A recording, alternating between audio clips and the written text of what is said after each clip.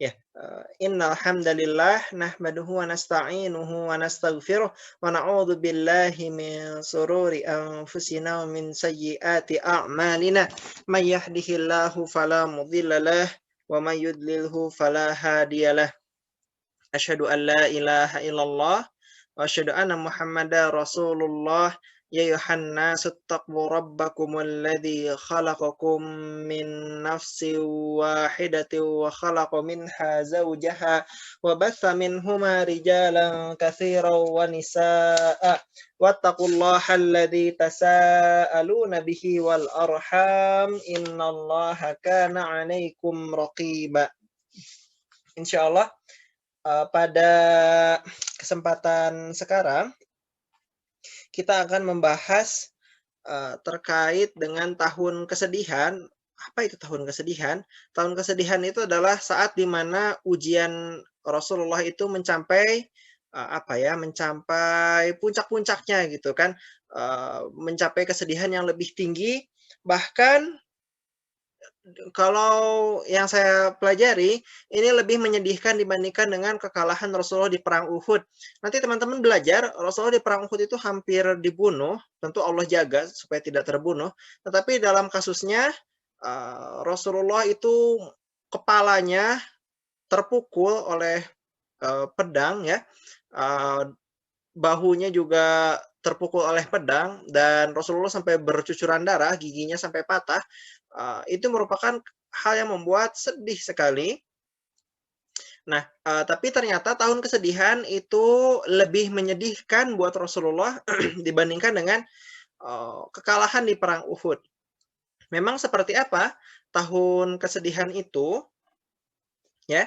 Jadi tahun kesedihan itu ketika Abu Thalib, ketika Khadijah, ya, mana? Khadijah, dan nanti ada kisah di mana Rasulullah dilempari ketika berdakwah ke Thaif. Tapi, nanti dakwah ke Thaif itu ceritanya agak panjang. Jadi saya kira, saya ceritakan dulu 2 penyebab tahun kesedihan yang awal. Pertama, ya, mana ini? Nah, pertama Rasulullah, mengalami kesedihan itu karena Abu Thalib ya, Abu Thalib wafat. Nah, teman-teman kita sudah membahas ya, tahun 0 sampai 3 itu Rasulullah dakwah apa, sembunyi-sembunyi. Tahun 4 itu dakwah terang-terangan ya. Tahun berapa? Tahun 5 ya. Tahun 5 itu Rasulullah, ini tintanya, sebentar saya ubah dulu.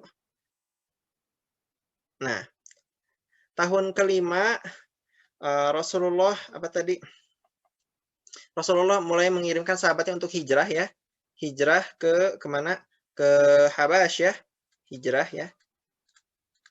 Hijrah ke Habash ya. Nah, tahun ke-6 sampai tahun ke-9 itu diboikot. Diboikot ya. Ini dakwah terbuka plus siksaan.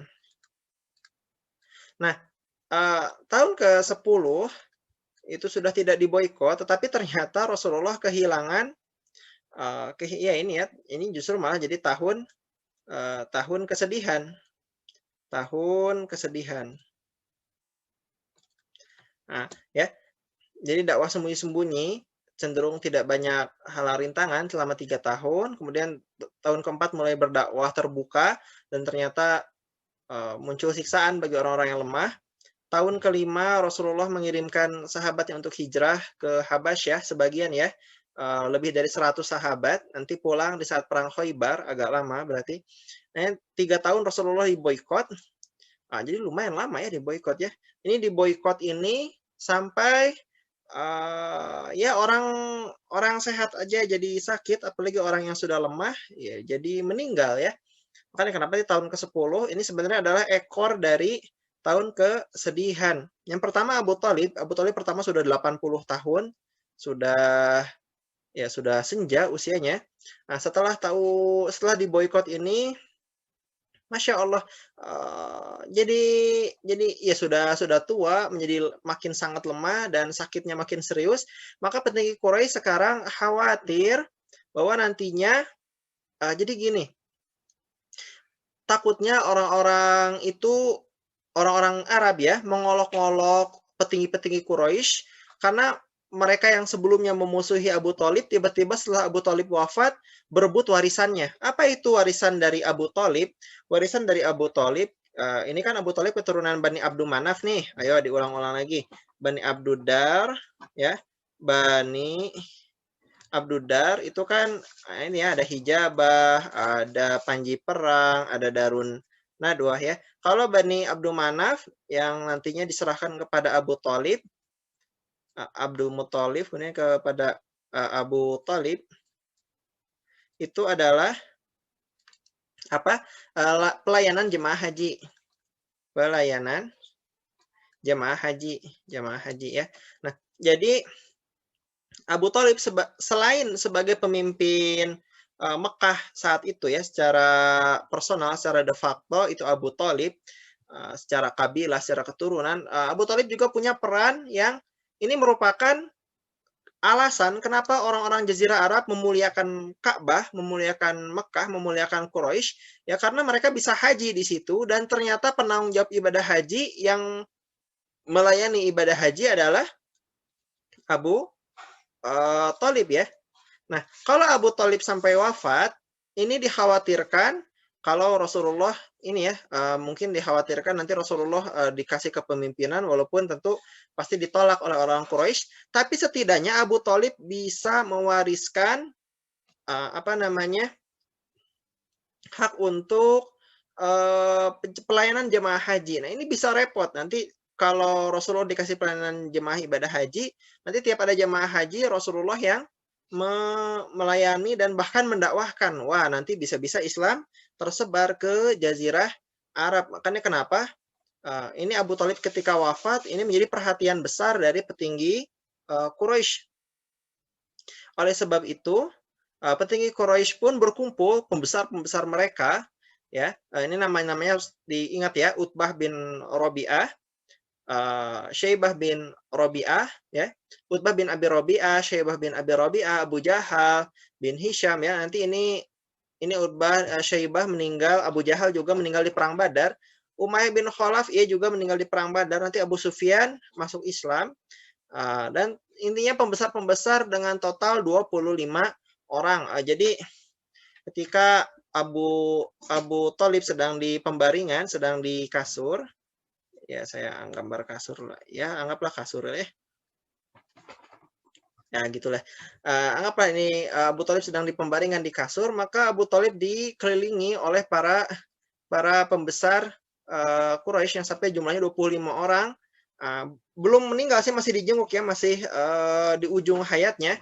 Mereka intinya sekarang sebelum Abu Thalib wafat ingin bernegosiasi terakhir dengan Abu Thalib terkait dengan nasib Rasulullah ini mau diapakan gitu kan.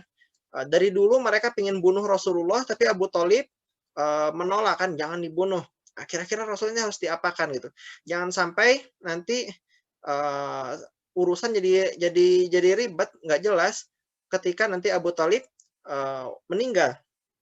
Makanya apa yang dilakukan oleh para pemuka Quraisy ya, kalau membunuh Rasulullah nampaknya tidak mungkin. Dulu sempat ingin menebus Rasulullah ya dengan siapa? Imarah bin Al-Walid ya, bin Al-Walid. Dulu pengen ditebus dengan Imarah, tapi ternyata tentu ini ditolak. Enak aja nebus anak saya dengan anak orang lain. Maksudnya anak tuh keponakan. Nah, menebus keponakan saya Rasulullah yang lebih dicintai daripada anaknya dengan anak orang lain, ini kan penghinaan. Rasulullah dulu sempat ditawari, apa Rasulullah pingin harta? Apakah Rasulullah pingin jabatan jadi raja? Apakah Rasulullah ingin perempuan, wanita?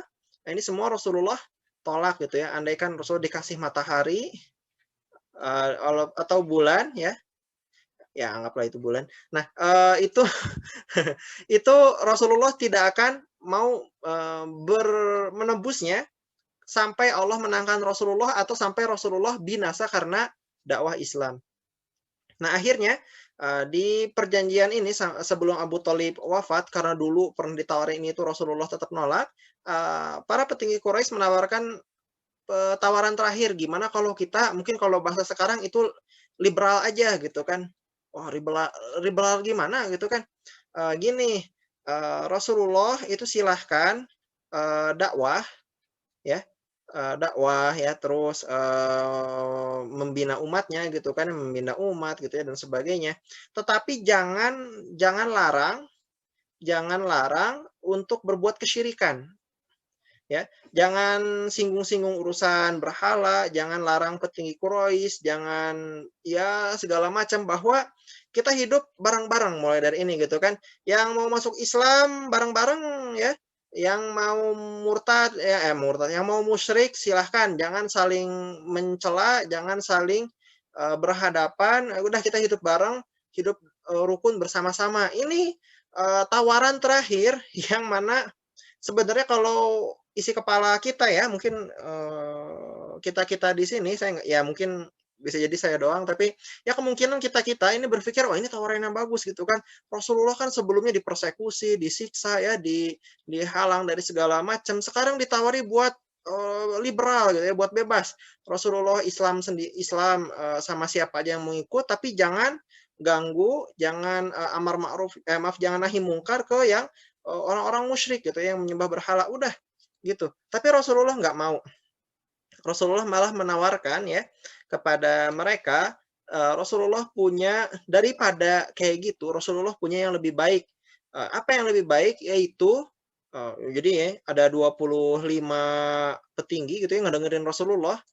Rasulullah menawarkan yang lebih baik apa itu? Saya akan menawarkan satu hal, satu ucapan gitu kan, satu kalimat yang mana kalau diucapkan kalian akan menjadi raja, menjadi pemimpin bangsa Arab dan bahkan orang Ajam akan tunduk pada kalian. Orang Ajam, Ajam ya. Ajam itu apa? Ajam itu ain ya, Ajam. Ajam itu adalah orang yang di luar bangsa Arab, orang asing ya. Jadi mau nggak nih orang Arab jadi pemimpinnya kalian, orang Ajam juga akan tunduk pada kalian. Oh, ini kan tawaran yang menggiurkan ya. Oh, gimana kita jadi pemimpin dunia? Mau gitu kan. Berdirilah Abu Jahal ya, bapak kebodohan, berkata kepada Rasulullah, saya mau, bahkan 10 kali juga akan saya ucapkan gitu kan, akan saya lakukan, asal jadi raja bangsa Arab dan orang-orang Ajam, orang-orang asing akan tunduk ya, tunduk. Itu kepada Rasulullah bilang gitu. Akhirnya Rasulullah bilang, ucapkanlah la ilaha illallah dan janganlah sembah Allah dengan unsur kesyirikan. Intinya sembahlah Allah, jangan melakukan kesyirikan, jangan sembah selain Allah gitu kan. Bertauhid dengan benar, ucapkan la ilaha illallah dan jangan sembah kecuali Allah, yaitu ya la ilaha illallah itu artinya itu ya itu tidak ada sembahan kecuali Allah. Nah, di sini baru Abu Jahal berkata, "Ini aneh gitu kan, aneh.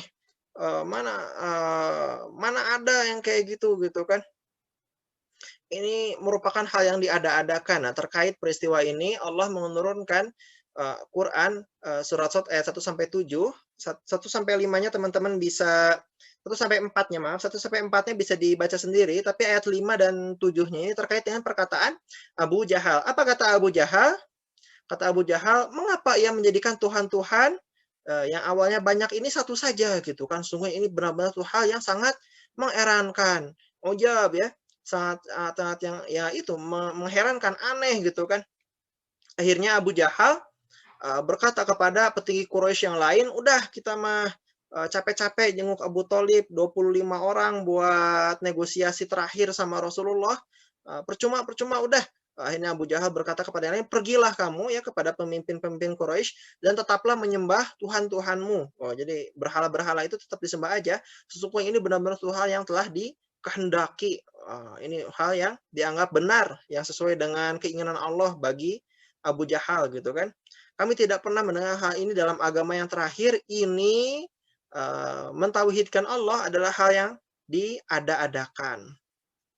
Jadi ini perkataan Abu Jahal pada para pemimpin Quraisy ya, setelah Rasulullah menawarkan andaikan mentauhidkan Allah ya, tauhidkan Allah, maka niscaya akan menjadi raja bagi bangsa Arab dan juga orang-orang asing akan tunduk. Nah, ini juga sebenarnya teman-teman berlaku buat kita ya. Kita ini harus menjaga imanan kita kepada Allah Subhanahu wa taala, ketauhidan kita dengan berbagai macam sisi ya. Yang pertama mengakui rububiyah Allah, bahwa Allah itu adalah pengatur alam semesta ya, pecinta alam semesta dengan ilahiyah ya, yaitu kita menyembah hanya kepada Allah. Ini kan kalau orang Quraisy, mereka tahu Allah itu menciptakan alam semesta, tetapi menyembah ke berhala-berhala supaya didekatkan dengan Allah, kata mereka, padahal salah ya. Juga kita juga harus benar dengan mensifati Allah dengan benar ya. Jadi Allah sudah punya sifat-sifat dalam Quran, mungkin kita kenal Asmaul Husna. Nah, di antara bentuk beriman ketauhidan kita kepada Allah juga dengan berhukum dengan hukum Allah, hidup dengan sesuai dengan hidupnya Rasulullah ya. Hidup sesuai dengan para nabi dan para rasul ya. Jadi teman-teman, kalau kita berhukum dengan hukum Allah yang pasti adil, pasti baik ya, kita hidup dengan cara Nabi, cara Rasul ya, sesuai dengan ajaran Islam, bagaimana Rasulullah berdakwah, kemudian membuat jamaah untuk ya tadi untuk wal takum minkum ummah ya, membuat jamaah untuk ta'muruna bil ma'ruf wa tanhauna 'anil munkar wa tu'minuna billah. Maka Masya Allah, kalau ini semua jalan, amar ma'ruf, nahi mungkar jalan, hukum Allah jalan ya, maka niscaya kita akan menjadi sebaik-baik umat sebagaimana dulu Khulafaur Rasyidin memimpin Jazirah Arab dan juga menaklukkan Bizantium, menaklukkan Persia, menaklukkan Romawi. Nah, makanya kenapa teman-teman belajar Sirah Nabawiyah, kembali lagi ke materi pertama ya, alasan kenapa kita belajar Sirah Nabawiyah adalah supaya mengetahui cara menerapkan Quran dan Sunnah supaya nanti membuahkan kebangkitan Islam ya, kebangkitan Islam. Oke, balik lagi ke materi. Nah, Abu Thalib akhirnya terus-terusan sakit keras ya, dan akhirnya Rasulullah pergi menjenguk Abu Thalib yang sudah dirasa ajal akan menjemput. Namun ternyata di sisi Abu Thalib sudah ada Abu Jahal ya. Sudah ada siapa, Abdullah bin Abi Umayyah, ini orang-orang yang kafir. Abdullah bin Abi Umayyah, dan yang lain-lain sebagainya. Nah, Rasulullah ingin sekali Abu Thalib supaya masuk Islam. Ingin Abu Thalib supaya masuk Islam. Berarti kan sebelumnya Abu Thalib itu belum masuk Islam ya. Abu Thalib dia melindungi Rasulullah, menjaga Rasulullah, membela Rasulullah ya. Tetapi Abu Thalib sendiri tidak mau masuk Islam karena takut dicerca kaumnya, takut dihina kaumnya. Ini sebenarnya alasan-alasan yang disayangkan gitu ya. Akhirnya Rasulullah berkata kepada Abu Thalib menjelang wafatnya, katakanlah la ilaha illallah yang dengannya akan menjadi hujjah Rasulullah nantinya membela Abu Thalib, meninggikan derajat Abu Thalib di akhirat nanti, bebas dari api neraka, masuk surga yang sangat tinggi luar biasa. Nah, Abu Thalib ya mungkin hampir saja masuk Islam, tiba-tiba dikatakan oleh Abu Jahal. Abu Jahal ini pintar teman-teman. Abu Jahal ini kalau dalam julukan orang kafirnya itu Abul Hakam. Abul Hakam artinya bapak kecerdasan ya, bapak kepintaran. Bagi orang kafir ini tuh pintar banget Abu Jahal tuh. Tapi bagi Rasulullah enggak pintar. Pintar-pintar tapi dipakai buat keburukan, buat kebodohan, buat kebatilan. Apa kata Abu Jahal? Atargobuna millata Atargobuna dinu Abdul Muthalib. Apakah kamu, wahai Abu Thalib, benci agama Abdul Muthalib gitu ya. Nah, jadi ini kata Abu Jahal di telinga Abu Thalib, benci agama Abdul Muthalib. Wah, ini tuh Masya Allah ya. Yang pertama unsur kebencian ini kan juga sudah tercela ya. Apalagi agama atau tradisi dari bapaknya sendiri. Apakah kamu benci bapakmu? Bukan sekedar bapaknya, agamanya gitu kan. Nah, di sini Abu Thalib ini pas banget ya dengan ilustrasinya ya di belakang layar itu teman-teman tonton di film Khazanah. Lagi sakit-sakitnya, Abu Thalib tidak mau masuk Islam karena dia takut dianggap membenci agama bapaknya ya. Durhaka, kualat gitu kan. Enggak, saya tidak membenci. Jadi Abu Thalib itu enggak ingin sebagai anak durhaka, ingin sama dengan bapaknya, tetap dalam agama bapaknya, tidak mau masuk Islam ya, dan akhirnya Abu Thalib meninggal dalam kekufuran. Jadi ya innalillahi wa inna ilaihi rajiun. Semuanya dari Allah akan kembali kepada Allah, tetapi kita tidak bisa mendoakan Abu Thalib. Kenapa? Karena ya Abu Thalib meninggal dalam kekufuran, dalam kekafiran, dalam kemusyrikan, maka kita tidak bisa mendoakan Abu Thalib. Ya bukan cuma kita ya, Rasulullah juga dilarang untuk mendoakan Abu Thalib. Apa balasan Allah untuk Abu Thalib atas perlindungannya pada Rasulullah? Maka Abu Thalib akan ada di neraka yang paling ringan. Itu neraka yang seperti genangan air mungkin ya, kalau kita cuma itu genangan api, tidak sampai mata kaki, tapi ya jadi ini Abu Thalib ya jalan-jalan di neraka gitu kan. Apinya tidak sampai mata kaki, tapi otaknya sudah mendidih. Otaknya mendidih gitu ya, kepanasan. Itu neraka paling ringan untuk Abu Thalib atas jasanya.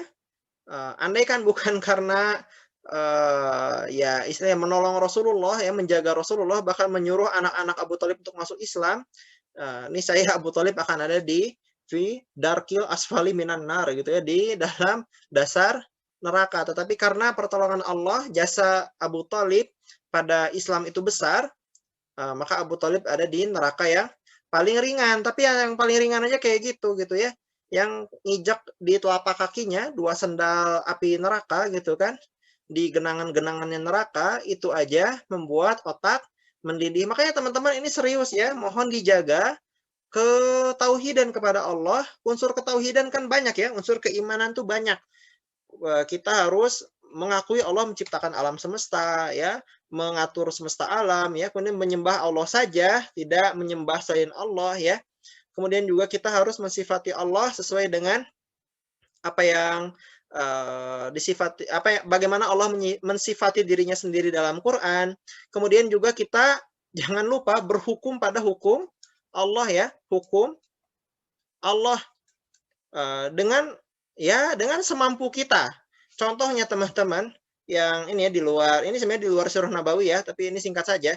Contoh di mana kita sering sering diragukan keislamannya, bisa sampai keluar dari agama Islam ketika kita tidak berhukum dengan hukum Allah karena kita sombong pada hukum Allah, menganggap hukum Allah itu tidak layak dipakai. Di antara yang paling sering adalah terjadi hukum faraid atau hukum waris. Ini hati-hati teman-teman ya. Orang yang dengan sengaja meremehkan hukum waris Islam, membuat-buat sendiri hukum waris sesuai dengan isi kepalanya, walaupun itu harta orang tuanya, tetapi hukum waris harus dengan hukum Islam. Ini baru satu ya. Tapi satu aja ini sering orang-orang meremehkan, bahkan menentangnya. Nah, ini kalau menentang hukum Allah, ya bisa jatuh ke dalam kekufuran. Kufur, bisa sampai batal Islamnya. Nah, makanya ini apa istilahnya ya, tanda seru. Teman-teman harus menjaga ketauhidan. Jangan sampai nanti ditolak dari surga, masuk neraka walaupun paling rendah, tapi ya kan satu selamanya gitu ya. Terus walaupun nanti dapat sendal dari api neraka, terus ya otaknya mendidih, kan itu bukan perkara yang sederhana ya. Ya terus-terus aja tersiksa di api neraka. Makanya teman-teman mohon dijaga unsur-unsur keislamannya. Tadi ya, tauhid kepada Allah, bagaimana Allah sebagai pengatur alam semesta, sebagai ilahi ya, bahwa Allah itu harus disembah satu-satunya sebagai asma wa sifat, sifati Allah sesuai dengan apa yang Allah kehendaki ya. Jangan kita di antara yang salah di sini adalah orang-orang Kristen bilang Allah punya anak, wah ini tentu bahaya. Dan juga jangan lupa dengan hukum hukum Islam, teman-teman ya. Mohon dijaga hukum Islam, di antara yang paling sering batal hukum waris. Kita nggak boleh nuduh orang, oh kafir loh gitu kan, gara-gara nggak pakai hukum waris. Nah, itu bahaya ya, kita nggak tahu nanti akhir hidupnya tobat atau nanti kayak gimana. Tetapi ya kalau udah secara hukum konsekuensinya bisa jatuh kepada kekufuran. Oke, kita lanjut ya. Kemudian alasan kenapa Rasulullah sedih, baru aja beberapa waktu di tahun 10 kenabian, pemboikotan selesai tapi Abu Thalib wafat, baru aja itu terjadi, ternyata Khadijah meninggal. Jadi 2 atau 3 bulan kemudian, bulan Ramadan ternyata ya, 2 atau 3 bulan setelah wafatnya Abu Thalib, ternyata Khadijah wafat. Bayangin teman-teman ya, Rasulullah di luar rumah, ini ada, ya anggap ini rumah. Nah, Rasulullah di luar rumah, itu sedih aja gitu ya, sedih sedih sedih gitu ya. Dakwah ditolak, dakwah dimusuhi, dakwah umatnya disiksa, dakwah pokoknya diancam dibunuh, macam-macam ya. Tiba-tiba sampai rumah ada Khadijah sebaik-baik istri yang yang yang tidak ada yang serupa dengannya sampai hari kiamat nanti gitu ya. Bayangkan bagaimana Rasulullah punya Khadijah sebagai hiburannya di rumah ketika lagi sedih, sedih, sedih, sedih, sedih. Sampai rumah, sampai ke Khadijah, Rasulullah bahagia, bahagia, bahagia. Jadi ada hiburan di rumah dengan Khadijah binti Khuwailid, Khadijah Al-Kubro ya. Di antara salah satu penyebab Khadijah itu mulia, ulama menjelaskan bahwa Khadijah tidak pernah meninggikan suaranya di hadapan Rasulullah. Nah, ini kan langka sekali ya. Punya suami Rasulullah yang nggak pernah mencela makanan. Teman-teman di sini mungkin pernah ya ngeluh sama makanan, asin, pedas, asem, basi, apa gitu ya. Ini kan langka ya, bukan langka ya, mungkin nggak pernah ada orang yang nggak pernah mencela makanan kecuali sekelas Rasulullah saja. Nah, sekarang punya istri yang kalau ke suami nggak pernah meninggikan suara, selalu enggih ya, satu muhun, satu mangga ya apa gitu lah ya, mungkin bahasa-bahasa kita. Ini kan membahagiakan sekali gitu. Nah, jadi ketika Khadijah wafat, lah hilanglah hiburan Rasulullah di rumahnya. Jadi masuk rumah, yang ada hanyalah kesepian, yang ada adalah kesedihan yang bertambah-tambah. Jadi di luar sedih, di dalam rumah sedih. Ini makanya kenapa Rasulullah ini diceritakan ya, Rasulullah beberapa hari itu hampir hampir hampir nggak mau keluar rumah gitu ya, kecuali kalau kepepet banget di rumah aja gitu ya, saking sedihnya. Kan jarang-jarang Rasulullah jadi kurang produktif gitu ya, di rumah aja karena masih ya ini masih baru kehilangan Khadijah, istri yang tersayang. Nah, akhirnya Rasulullah merasakan kesedihan yang bertambah-tambah ya. Nanti belakangan Rasulullah menikah lagi. Ulama berbeda pendapat. Ada yang bilang menikah dengan Saudah binti Zam'ah terlebih dahulu, janda yang sudah sebenarnya sangat tua pada saat itu, yang nantinya akan membantu untuk menjaga anak-anak Rasulullah seperti Fatimah, Ummul Kulsum, Ruqayyah, juga siapa, Zainab ya. Ada yang bilang bahwa Rasulullah langsung menikah dengan Aisyah. Jadi intinya ulama berbeda pendapat. Aisyah itu kan dinikahi usia 6 tahun, tapi nanti baru serumah setelah Aisyah baliknya usia 9 tahun ya. Nah, dan ini bukan celaan ya. Kenapa bukan celaan? Karena zaman itu wajar, dan sebenarnya kalau zaman kembali pada Islam, nanti teman-teman bahkan merasakan ya, kalau Islam sudah kembali bangkit, kehidupan sosial akan kembali mirip seperti zaman Rasulullah, di mana laki-laki usia 17 tahun, 18 tahun itu sudah mapan secara nafkah, secara ekonomi, kemandirian, ya, mental, secara ilmu syar'i, ya, kebaikan, sekitar usia balik ya, 15, 16, 17, baliknya juga usia yang berat, ini ya, tinggi ya. Kalau sekarang kan balik jadi mundur 10 tahun karena zaman vulgar yang buruk. Perempuan juga sama, akan menikah lebih cepat kalau zaman nanti kembali pada Islam. Balik lagi, jadi Rasulullah sekarang menghadapi Teman-teman, Rasulullah tuh di rumah ada hiburan Khadijah, di luar ada pelindung Abu Thalib ya, di luar ada pelindung Abu Thalib, di dalam rumah ada pelindung siapa? Khadijah. Sekarang Khadijah tidak ada, Abu Thalib tidak ada, masuk rumah sedih, keluar rumah sedihnya bertambah-tambah. Dulu Rasulullah itu secara fisik langka sekali ada yang menyakiti secara fisik ya, paling dilempar kotoran. Itu kan ya sebenarnya kalau secara sakit nggak sakit-sakit amat gitu ya. Walaupun memang ya ada yang mau membunuh juga, cuman dicegah oleh Allah Subhanahu wa taala. Tetapi setelah Rasulullah ditinggal Abu Thalib, maka tidak ada lagi yang melindungi Rasulullah. Rasulullah benar-benar dihinakan secara fisik. Rasulullah dihadang oleh orang-orang ya, kemudian dibanjur kepalanya dengan debu gitu ya. Dan Rasulullah juga sudah sangat sedih, sudah merasa dakwah di Mekah buntu. Akhirnya nanti Rasulullah berdakwah mencari keluar Mekah, di antaranya kota terdekat adalah Taif. Cuma nanti di Taif dilempari batu. Insya Allah pertemuan berikutnya kita akan membahas Taif. Rasul dilempari batu, puncak kesedihan nanti saat di Taif Rasul dilempari batu ya. Jadi memang ini lagi sedih-sedihnya ya. Kita review ya, tahun 0 sampai 3 dakwah sembunyi-sembunyi, tahun 4 apa?